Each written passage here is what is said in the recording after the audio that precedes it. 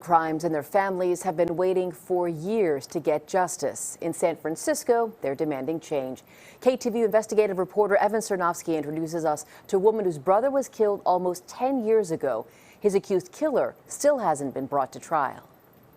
It's horrible, it's heartbreaking, and it's something that you never really kind of recover from. Jessica Labidi shared a special bond with her younger brother, Justin Valdez.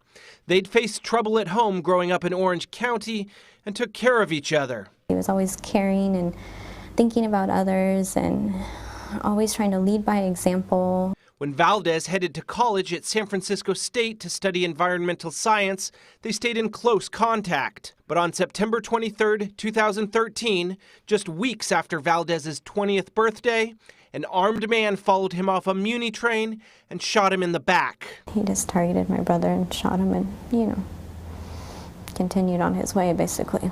The killing and subsequent arrest of Nikom Takason made national headlines. But relief that her brother's alleged killer is behind bars has turned into frustration and anguish almost a decade later. I never thought that this would be dragged out this long, and honestly, it's unacceptable. Unfortunately, cases like these are more common in San Francisco than virtually anywhere else in California. According to a report by the State Judicial Council, fewer than half of felony cases go to trial in under a year in San Francisco. That's compared to 80% of cases that are completed within 12 months statewide. According to the SF Sheriff's Department, 95 people in jail have been awaiting trial for more than 3 years, and 51 of them have been held for more than 5 years. In most of these cases, the defendant has already waived their right to a speedy trial, and it's a well-known tactic to delay if the facts are bad for the defense.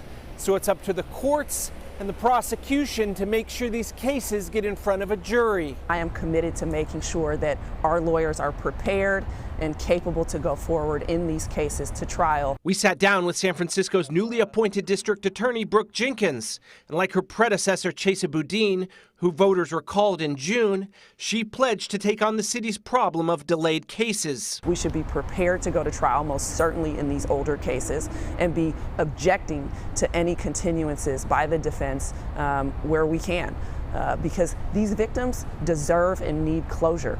Jenkins has also said she will be tougher on drug dealers and repeat offenders. But that means more cases in the system that's already backed up. I do anticipate that we will have more narcotics cases being set for trial as the defense tries to resist sort of this new climate. But that's something that we're going to have to deal with. The problem with that is I think that's going to create even more of a delay. If we focus on, what you term these quality of life crimes, it's going to make the backlog even larger. Public Defender Mano Raju says he encourages attorneys to take cases to trial rather than settling, even in low-level misdemeanors, because they often get not guilty verdicts. Those cases get priority, making sure the older cases stay at the back of the line. He said the bigger issue is all the cases they've invoked speedy trial rights on that haven't been adjudicated due to COVID delays. Last year, he sued the Superior Court to try to force them to open more courtrooms. We don't control what charges are filed against our clients. We don't make the decision of whether or not they're kept in custody. What we do control is the ability to demand a courtroom to vindicate our clients. Labidi, meanwhile, hopes her case will one day go to trial so she can begin to move beyond the pain. I miss him, I love him, and I wish he was still here with us. I understand. It was his time to go. But it's just hard. In San Francisco, Evan Sernoffsky, KTVU, Fox 2 News. Yeah, 10 years is a long time. You can see it on her face there. Evan is joining us in studio. You mentioned in your report that it's an issue nationwide. Why is it particularly bad in San Francisco? Right, so the simple answer is there just aren't enough courtrooms in San Francisco. We see so many cases going to trial in San Francisco compared with other jurisdictions around California, and that's because the public defenders and defense attorneys in San Francisco like taking cases to trial. They often get not guilty verdicts. It gives their attorneys experience in the courtroom. But what that does is it takes all these serious cases, all these violent felonies with bad fact patterns, where the defendants have waived their right to a speedy trial, and it puts them at the back of the line. Right, but so if you look at other major urban cities, Chicago, Los Angeles, you know, with similar demographics, let's say, those cities don't see as many cases go to trial, apparently.